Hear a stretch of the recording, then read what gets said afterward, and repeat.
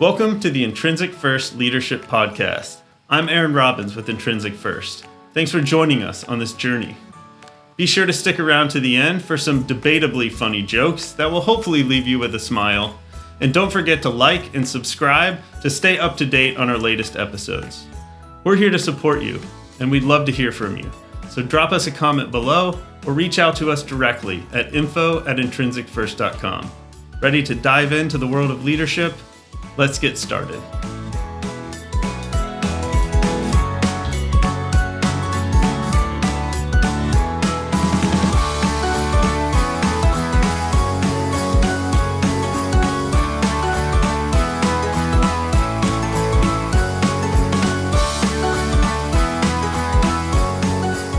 So thanks for everyone for listening to our podcast.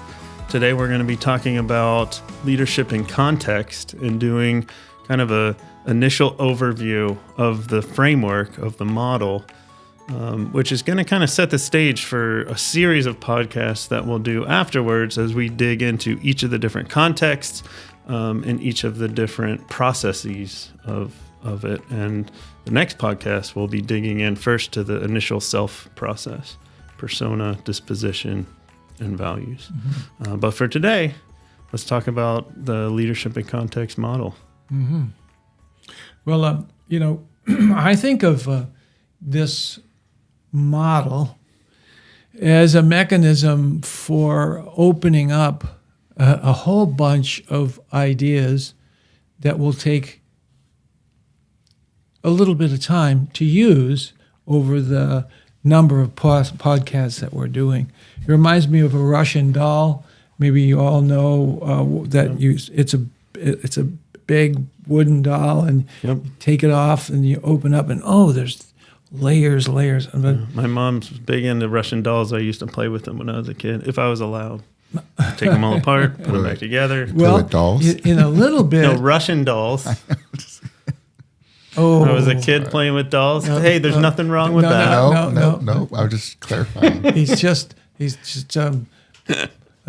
teasing you maybe a little bit over there. Yes, I played with dolls. But the idea, I understand the concept. The Russian dolls, you have layers of dolls, and as you open one, there's another one there. Yes. Yeah, you keep digging in. Keep digging until there's finally that one that's in the center of it all. So if we looked at the outside doll as leadership, by opening that,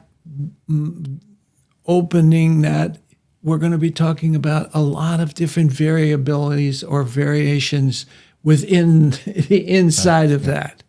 And so the model that we would be talking about is basically a situation where leadership is different, changes before your eyes, depending upon the context in which it's found. And of course, you don't do certain things, or you can't do certain things in certain contexts.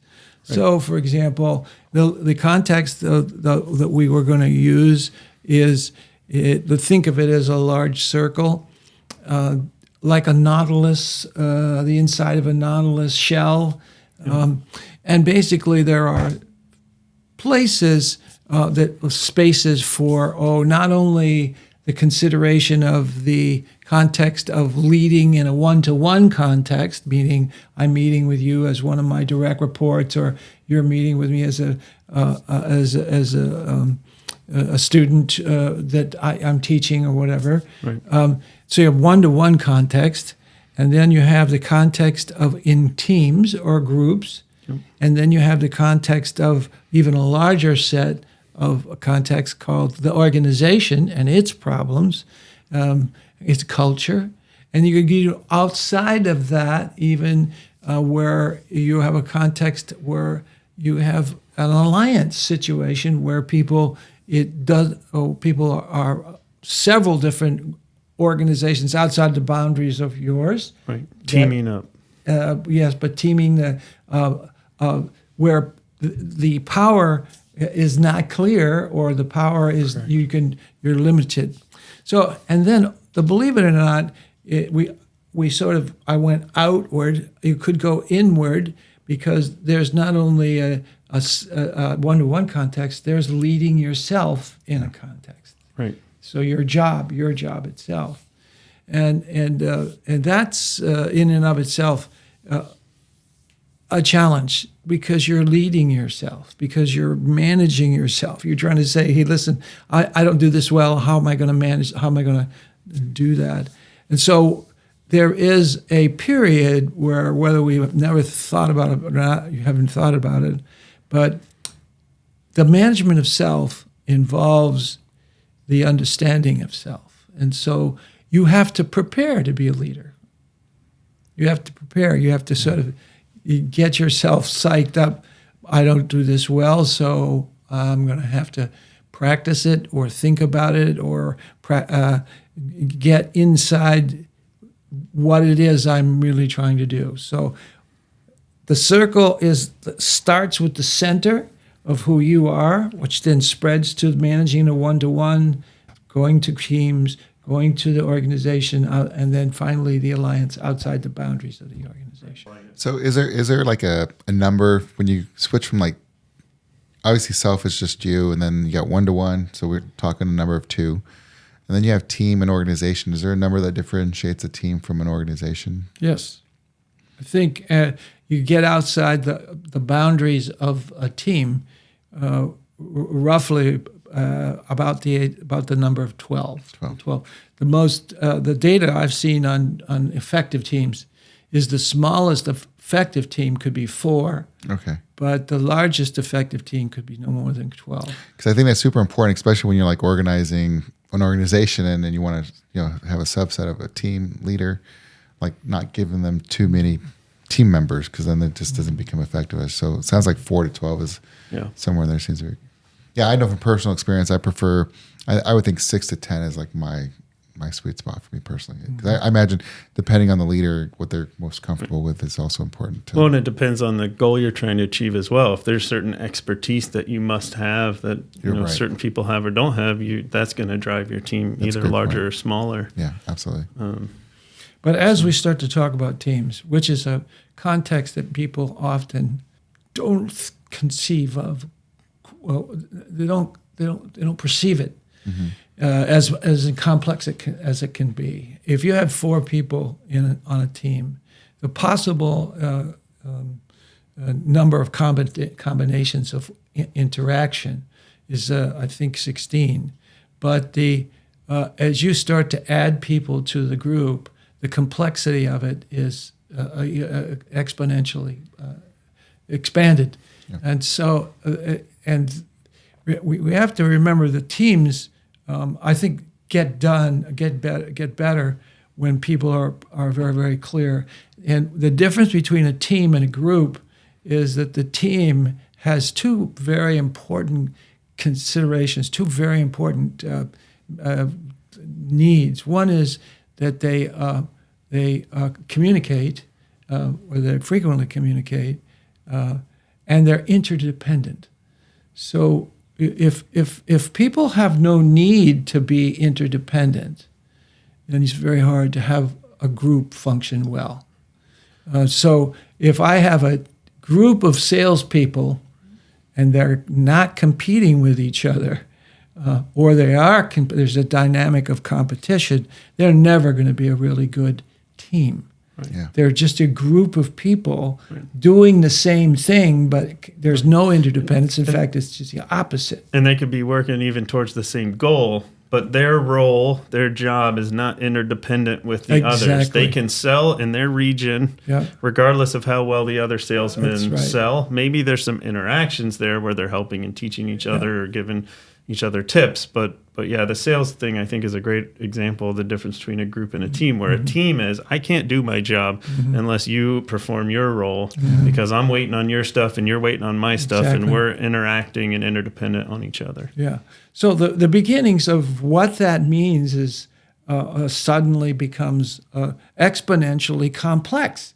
And so one-to-one is a relatively non-complex circumstance, although leading yourself can be very complex. I think that is complex, yeah. But then you have the the idea of a team that's interdependent, which has the possibility. I've often heard district managers call. He was managing at that one point 10 people, and he called it his team. Well, it wasn't a team. Right. They weren't competing. They were competing. They weren't. And so his conception of what has to happen inside and how it changes his behavior is fundamentally mistaken if he's doing that. That's interesting because on one hand, team, group, kind of synonymous. People use the term team whenever they're describing, a group of people, whether they're independent or not. And, I would think generally that's okay. You call your group a team, whether it's a group or a team. But when it comes to leadership and really understanding what you're doing and how you're going to lead, exactly, it is important to know that. So the terminology does impact things. Whether you say it's a team to other people, probably not a big deal. But as you understand it yourself, if that's impacting the way you're looking at that team or group, you definitely as a leader need to be conscious of, am I working with a group or am I working with a team? Because that's a bunch of one-to-one relationships versus understanding all the complexities of the interrelationships, which I think that's what you're getting at earlier. That's right. Which was, if you have two people, you have to understand yourself and the other person, their relationship with you, your relationship with them. That's exactly. But you add a third person, now you're trying to understand your relationship with them, their relationship with you for each of those two people, plus the relationship they have with each other. Right. You add a fourth, it's exponentially growing. So you get to 8 to 10 people. That's a lot. Now you're trying to understand the dynamics of each individual and how their relationship is with each of the other people. So there's a concept of empowerment too. So if you're in an organization or team and you try to, you hear it all the time. It's, I want to empower my people. And a lot of people believe that that's just giving them the autonomy, but it's actually, that goes back to the self, right? In order for empowerment to work, you have to start with self-leadership to understand which one of those individuals you're tasking with empowerment, if you will. Like, have they done the work? Like, do you know how they would respond in a self-leadership perspective? Because I just think it's super important to know your people and on that one-to-one, but do they know themselves as well? It's also an important question, I think, because I think it all starts from within.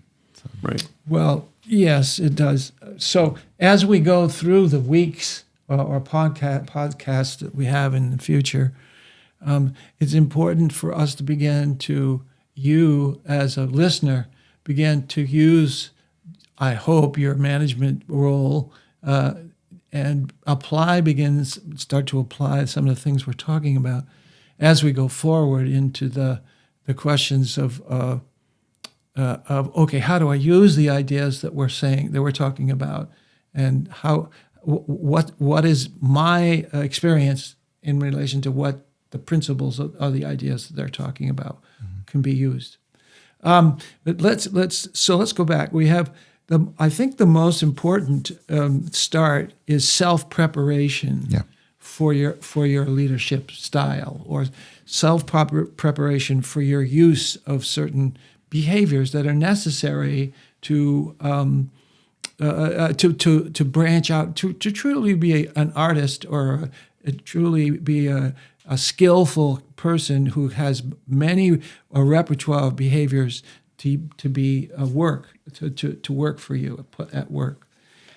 So let me back up a minute and say this.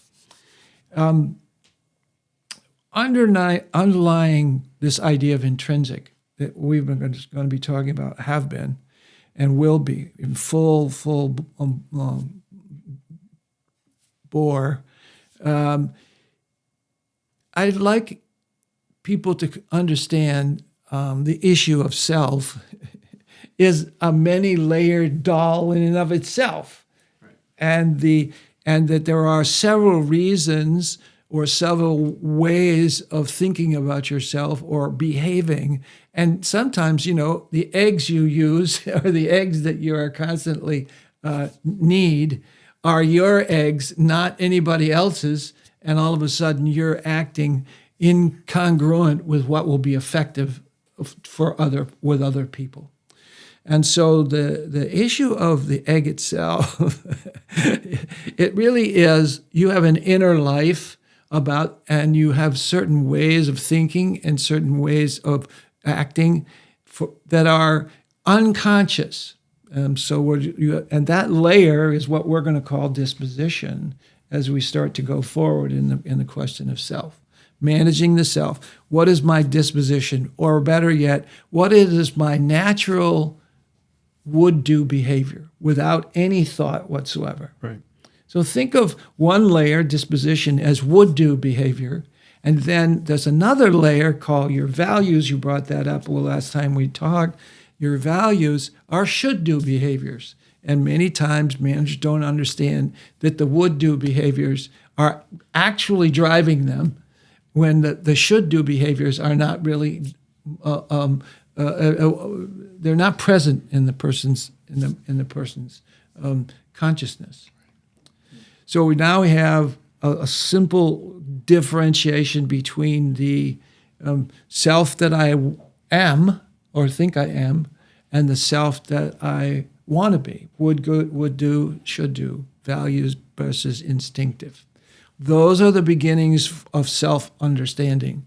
So understanding whether you're an extrovert or an introvert would be an example, versus if you're an introvert, it's hard for you to outwardly express inward thought and emotions if you're an introvert.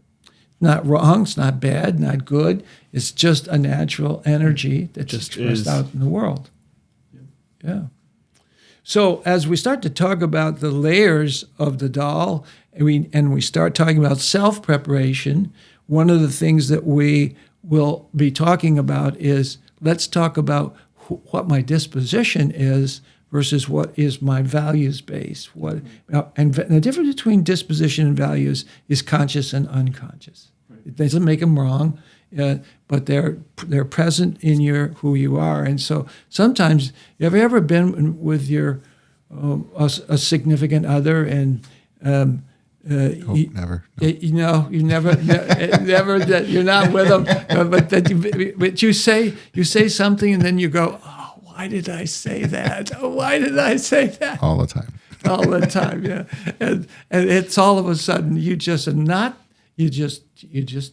needed the egg, so you said it, and boom, you're in trouble. It's like, does this garment make me look fat? Don't answer that. Don't go there. Please don't go there. But we're now entering the realm of I really have to begin to understand who I am and how I feel about it. So before we dig too much into that, because this first podcast is really to kind of do the overview, and the next podcast we're going to then dig deep into disposition, values, and persona, how all that interacts related to motivation. Yes. Yes and yes. Yes. All right. Yes. Hey. I would like, at this point in our discussions, for us to stick in the center. Yep. And to see that there's, going to bring out that there's 3 divisions to that center. 3 sections, yeah. And those divisions are, one, the disposition, which I mentioned as the self, the would, and the second one is the values, which are, and the third one is something we call the persona, and that's divided into the future self, the present self, and the past self. Right. So we've talked at the highest level, right? There's 5 contexts. Yes. You can lead in the context of yourself, where no one else is around. Mm-hmm. You're leading yourself to achieve a goal. Mm-hmm. You can lead in a one-to-one, in a team context, organizational context, or alliance, right? And with that, because I think we're pretty much at time for the overview, why don't we say thanks to everyone for listening, and hopefully their appetite is whet for learning the next piece and really digging in, because I think now we're at that point. Let's dig in a little bit more to the prepare and talk about disposition, values, and persona. You want to do that now? I want to do that in the next podcast. We need a joke. Okay, gentlemen, we need a joke before we... Oh, you're right. We have to finish with a strong... Wait, do you guys, it's up to you. Do you want to say, have you got one? No, you put me on the A spot. clean one? A clean one. That's where the horse took a bath. Is that a clean one? Well, it's a dirty joke. Maybe you got to hear the dirty joke first. The dirty joke is the horse fell in the mud. That's the dirty one. And then he took a bath, and it's terrible. Absolutely terrible. Is there a joke in there? Oh, God. Okay, let's go.